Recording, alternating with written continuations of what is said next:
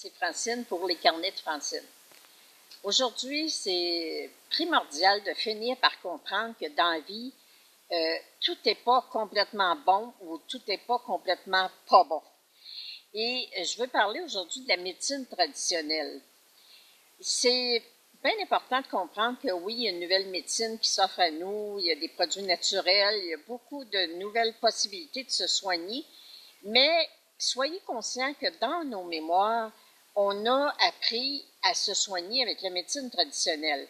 Donc, il y a des peurs qui peuvent s'installer, il y a des doutes face à la médecine de produits naturels, et ça, il faut en être conscient.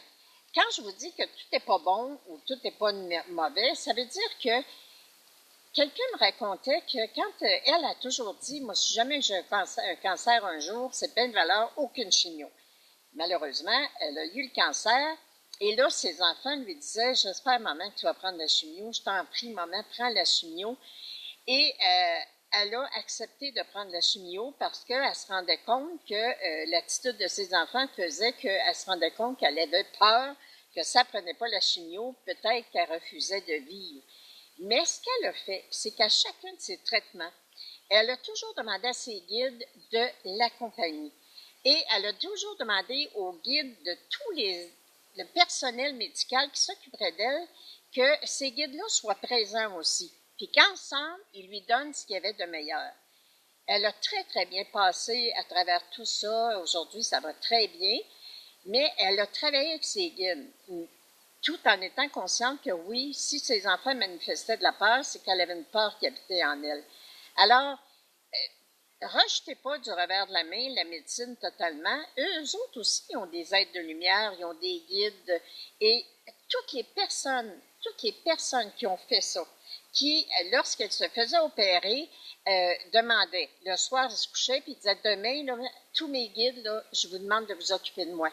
Et occupez-vous aussi, travaillez avec tous les guides du personnel médical pour que le meilleur arrive pour moi. J'ai pris la décision de me faire opérer, j'ai pris la décision de subir un traitement, alors moi, je vous demande de permettre que le meilleur arrive pour moi. Ces personnes-là, le lendemain d'opération, se lèvent. Souvent, le personnel infirmier n'en revient pas parce qu'il ne serait pas supposé il serait supposé d'être faible, de ne pas avoir de force pour se lever tout de suite, et pourtant, ils le font parce qu'elles travaillent avec leur énergie divine. Alors, rien est totalement bien et rien n'est totalement faux. C'est que ce qui est important, c'est de découvrir vos peurs. Quand même que vous essayez la médecine traditionnelle, si vous avez peur de mourir, si vous avez peur de ne pas guérir, si vous êtes sûr que ça ne marchera pas, il est fait selon votre pensée. Alors, allez ausculter un peu vos peurs. Allez découvrir qu'est-ce qu'il y a à l'intérieur de vous qui pourrait empêcher votre guérison. Et soyez dans la joie de savoir que vous êtes divinement protégés, mais que le personnel médical aussi est divinement protégé et entouré d'êtres de lumière. Merci.